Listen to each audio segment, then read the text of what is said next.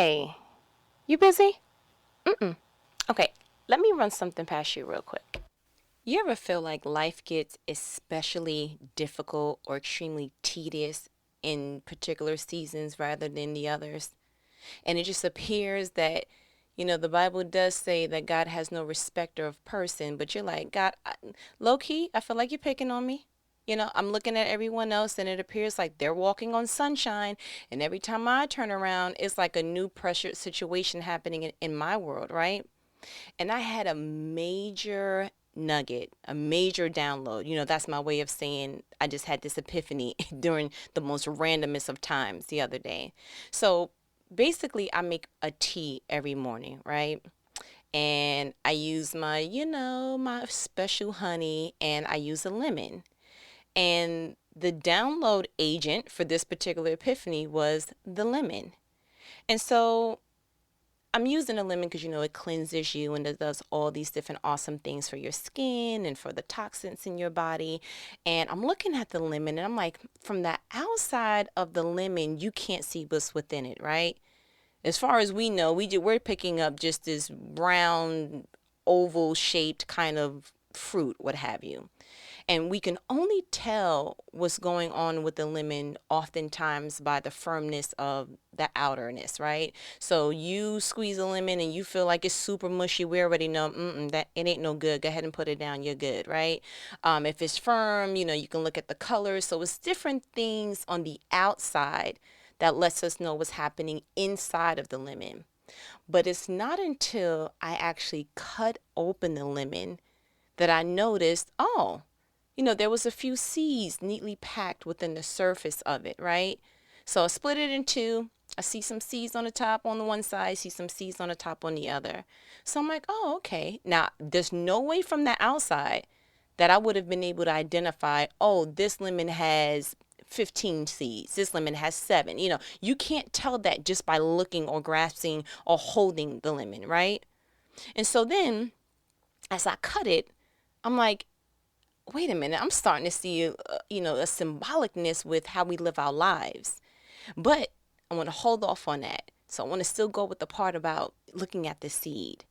Now, looking at this lemon after I cut it, and I want you to visualize it, right? It has everything it needs to reproduce and multiply the way that God intended for the lemon to do, right? And that is the same exact thing for us. But what really got my attention is as I began to squeeze the lemon juice into my teacup, I noticed that there were more and more seeds further in the lemon than what I could possibly see on the surface. And I just was mind blown. Now, follow me on this.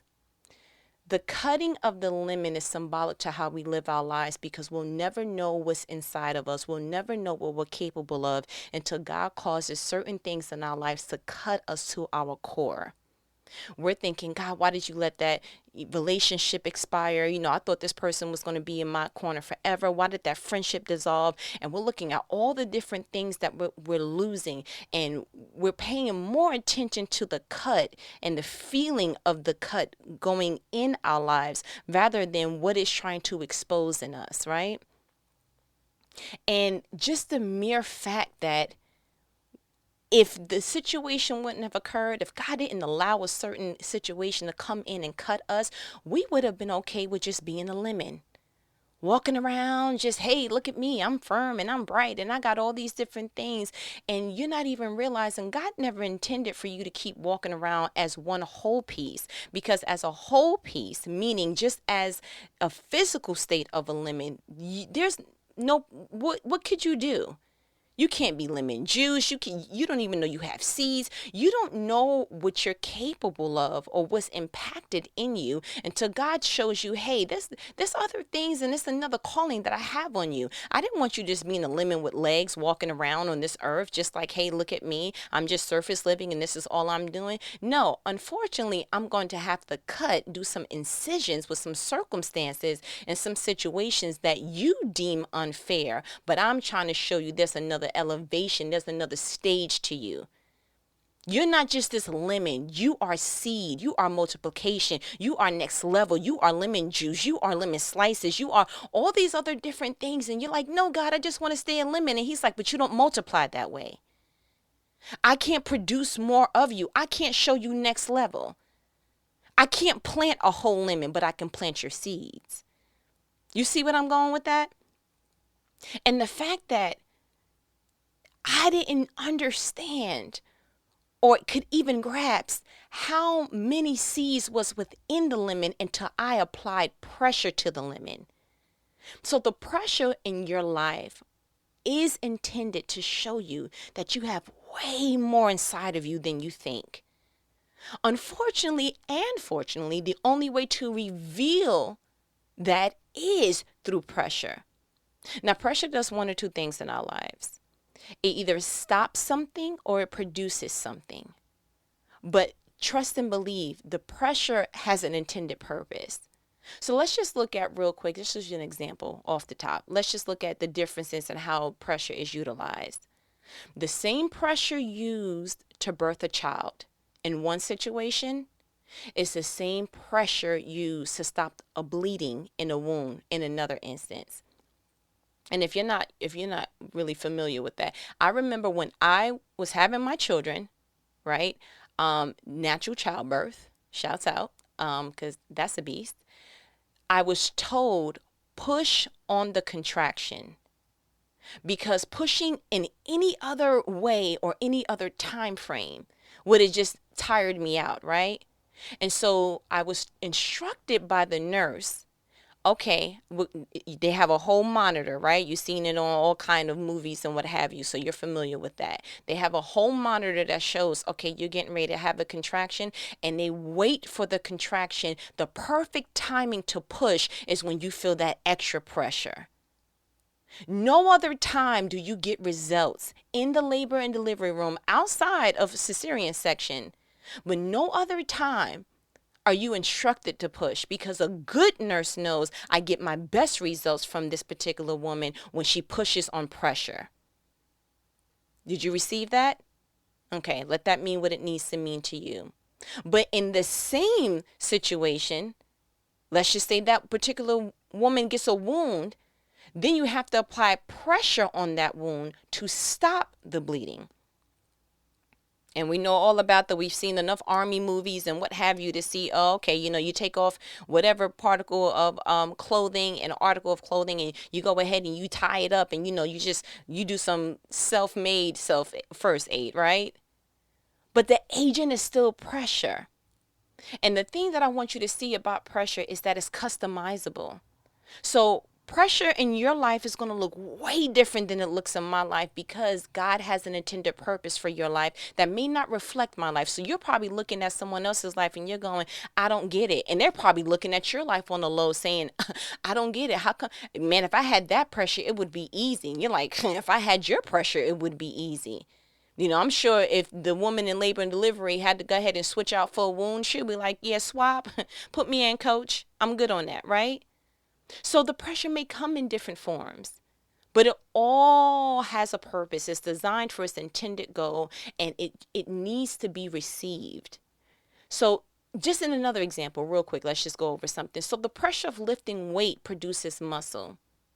Whereas if we put pressure in a pressure washer, it takes the dirt off the house. It's the same application of pressure. It's just being used in a different vehicle, right? And I'm trying to just get us to the place that we understand. Stop pushing off the of life, right? Your whole intended purpose for existing was to produce. I am a fond believer that we live life forward, and too many of us are living it backward. Too many of us are understanding and learning life through hindsight, and not enough of unpacking and unlayering what it is that is strengthening in us. Meaning, you're supposed to be learning different things about yourself as much as you can. I would like to say each birthday you should know something about yourself this year that you did not know about yourself last year, or that you were able to tame, or you were able to understand. I remember I posted something on social media and I said, listen, everybody has weaknesses, but wisdom, Awareness is, okay, I have a weakness. Wisdom is, okay, so I'm going to plan around my weaknesses. Okay, you trying to watch your weight and trying to make sure that, you're not eating things you ain't supposed to be eating. Maybe you don't need to go on every brunch outing and everything that's food related. Maybe you need to say, hey, listen, I already know if I go to this restaurant, I'm going to go to the all you can eat bread cafe and buffet rather, and I'm just going to just indulge. I'm going to walk in Tyra and I'm going to walk out a clump. I already know myself. So you know what I'm going to do? Y'all text me when y'all want to go bowling or something. Somewhere where I can really eliminate. I won't be tempted by said thing because I'm aware of what my weak spots are, right? And so I'm going to plan according to my weak spot until I get stronger in that area. Doesn't give me an excuse, but you should be unpacking yourself as you go. And you should also be measuring your acceptance of pressure. Too many of us are fighting off, no, God, take it away from me, and just, God, and trying to pray off all these different things. And you're praying off the very thing that's going to be the access, the key, and the door for your next level. We really should, what wisdom really is at a whole new level. And I'm just getting an epiphany now that I'm thinking it up now. A whole new level of wisdom is, God, bring it on.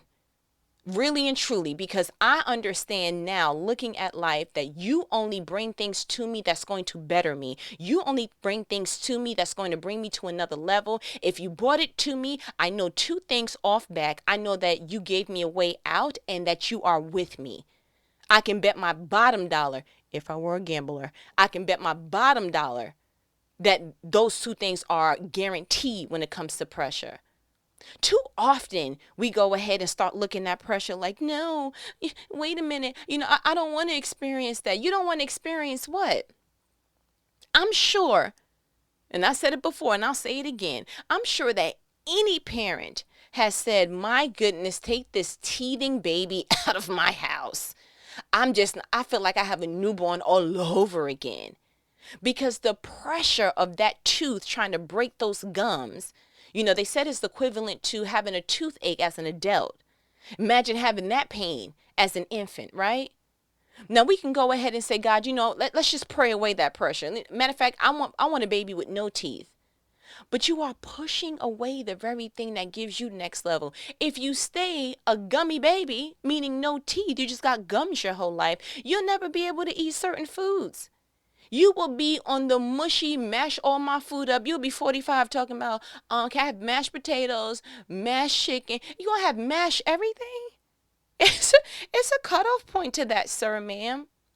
And so many times we are pushing off the pressure because we have not looked at it through a different lens. Now let's just go ahead and put it all on the table. Is pressure painful? Yes. Is it uncomfortable? Yes.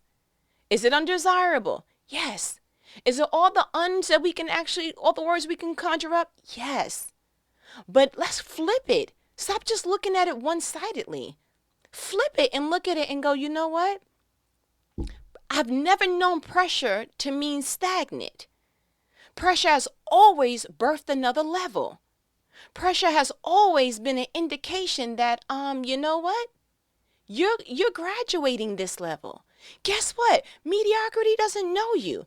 Guess what? You're uncomfortable because you outgrew this. Guess what? And so if we start looking at it with a different aspect, with a different, eyesight, we start to see, oh my goodness, pressure is the leader to another level.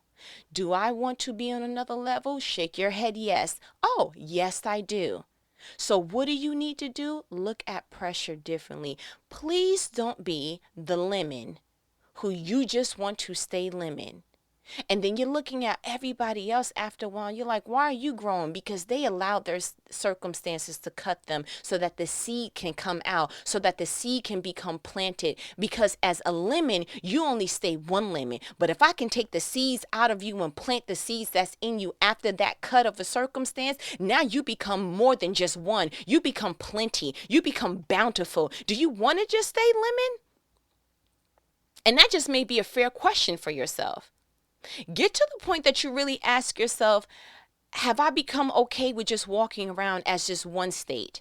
Like I'm just cool with just being, and if I shrivel up somewhere or another, I'm cool. And that's another thing. You don't realize you don't stay ripe as a lemon forever. You ever go to the store and try to pick a lemon and you start to see mold on some got brown spots, some got all these other different deformities that you're like, oh, I don't want that. And so you go picking other things, which is why we need to understand there is a time frame on our growth and on our potential, right? We don't have forever. We're not living 300 years, right? So you really ultimately have two options. You either stay ripe for a season, and then once that season is up, that is all you've transpired to be. You have grown up from sprout to whole lemon to ripe lemon, and then that's the end of your story, the end. That's how you allowed your book and your chapters to end. Or you can go from sprouting to becoming a whole lemon to becoming a ripe lemon to then letting life circumcise and go ahead and cut your circumstances through your situations. And then you notice, oh my goodness, I didn't even know I had seed. And now all these different seeds that's in you get to plant different things out of you. And you want to talk about multiple streams of income and you want to break generational curses and you have all these seeds inside of you. But do you realize that you need to be cut in order for those things to be planted? Like God, it says that God he delights in the desires of your heart. How do you get to the desires of your heart? How do you get to the quote unquote seeds of your heart? You gotta let some incisions happen. You gotta let some situations occur that just get you to the point that you're like, oh my goodness, I didn't see that coming. But you know what? I bet that this situation came so that the seeds of me, the desires of my heart, my inner beings, everything that I've been talking to God about on, having pillow talk with God, having these shower situations with God. I'm writing these notes to myself and I'm trying to stay in there and stay strong. And I don't even realize that the vehicle and the catalyst for my greatness is the incisions of these circumstances. Let it make you great. You always hear these, great speeches about let the pain birth greatness in you. That's exactly what it was intended to do. The worst thing you can do is go through the pain university and don't even come out with your diploma. Please, at least let the pain serve a purpose. Get to the bottom of, let's stop figuring out why did this happen to me? And I've been good to such and such. And I gave that company my best years and I put in these hours. Let's stop creating this case of why it shouldn't have happened. And let's go ahead and take a different posture of authority and say, you happened to serve me. No, life doesn't happen to me. It happens for me. So, painful situation? Good morning. I know exactly what pain is for. Pain is so that I can get parts of me exposed that wouldn't have been exposed prior to this circumstance happening. So you know what? I welcome you. I welcome this, oh my goodness, I didn't see that happening situation. I welcome that level of pain. And not that we're looking for torture and we're just walking into painful situations like, yoo-hoo, anyone wants to hurt me? Like, we're not doing that. But just saying we have a brand new sight, a brand new vision on the whole thing of pain. When you start to sit in a place of authority, pain don't scare you no more. It's like, listen, I've lost people before. You're not the first. You're not going to be the last. I'm just going to go ahead and say a prayer to God that, listen, since I still am one of the few people on earth that have a heart for people, can you go ahead and do me this one solid, God? Can you not allow me to hold on to people that you meant as temporary in my life? And can you make sure that I don't let go of people that you intended to walk this particular journey with me? Because I want to make sure that I'm making decisions according to your perfect will in my life. And I want to make sure that I'm using discernment. Don't have me vibe with somebody that's temporary. I don't really want to do that. I want Judas to remain Judas. I'm not going to push Judas away, but don't let me be close to him. If you notice in the Bible, not near time did Jesus have a one-on-one the way he did with Peter, the way he did with Peter. He didn't do that with Judas. Yeah, no, it was no, Judas, do you love me? No, he didn't have those conversations. Judas served his purpose and he stayed over there until the perfect time. So let that just be, let that speak to you what it should. So we're no longer going to go in a place where we're pushing, Peter away, we're pushing John away, we're pushing everybody away. And it's like the only person that you needed to keep a little distance towards was Judas, okay? So we'll just be better with our decisions, better with our discernment. But we're not going to go to a place anymore where we start pushing and pulling and trying to do everything in our own sight. We're very much going to understand again that life happens for you. It don't happen to you. Your life is not living you. You are living life. Believe it or not. And you're doing excellent. And just because you have more pressure than another person, it's okay. One thing that I found hilariously, astonishingly, and all the otherly, like, just questionable and almost like fun, low-key hilarious to be exact. There were 12 disciples that we knew of, right? But not all of them had, like, when I was reading the names, I was like, I don't remember you doing anything awesome. Bartholomew, Thomas, I only know you to be doubting. I had to write down the names. I was like, I only really know of, like, if you want to be honest, like Matthew, John, Luke, Peter. I was trying to, but 12 of y'all, no, 6 of y'all was probably a good seat warming. Y'all was just riding the bench and y'all got the rings because y'all was just on a winning team, right? You got the honorable mention because of who you were affiliated with. But don't get it twisted. Like, don't look at somebody else's pressure or look at your own pressure and say, why didn't Bartholomew, why didn't he get the pressure that Peter got? Because Peter had a bigger and better calling. Now, that doesn't give you access to walk around cocky like, God put more pressure on me because I'm a better soldier. I read that one time on social media when it was like, God puts the biggest storms or the biggest obstacles for his best soldiers or something to that effect. And it was like, I could see it, but don't walk around talking about, yeah, I'm better than you, so that's why I got this much pressure. That is the premise, but don't have that undertone, right? Like, we don't want you walking around with the real bulged shoulders. Like, we don't want you doing that. But the reason for this phone call is truly because my challenge to you is to accept the pressure in your life is causing and intending and it's taking you to a way bigger level. Way bigger level. And one thing that we can guarantee is that pressure does not stop at a certain age, right? It's not like, oh, okay, you reach your pressure point. Boop. All right, you're 31, you're 56, you're 72. It stops here. No, life causes you to continue to evolve, and you're always a forever student. You will forever be learning different things about you, different things. If not with yourself, then you're definitely going to see it with the generation around you. Back 20 years ago, they didn't have cell phones and, all these different gadgets and things that we had. If I told my grandmother 50 years ago, hey, you were going to be able to press a button and see me and I was going to be talking to you in real time, it's going to be called FaceTime, she probably would have been like, huh? So life forces you to evolve. And so you should be evolving with it. So when pressures come on, like I remember when computers and things were starting off, it was a time that, the elderly would say, no, I don't want to learn computers. But they can't say that in this day and age. You can, but it makes life difficult as you don't evolve. And so that's how I want us to look at pressure. Evolve with the pressure. Because you have to understand, it's almost like I want you to think of it like this.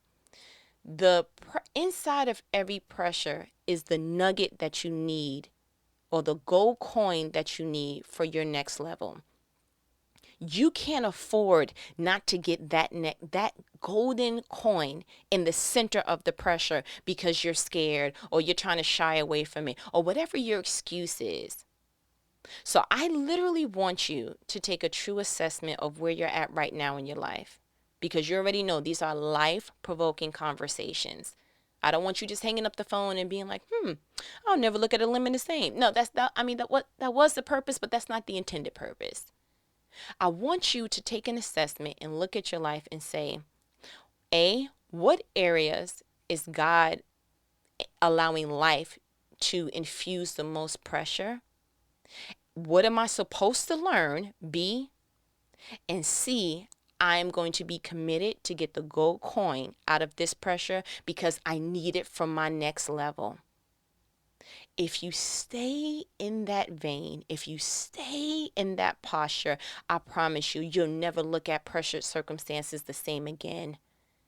You will start to look at it like, oh snap, I have found the key to life.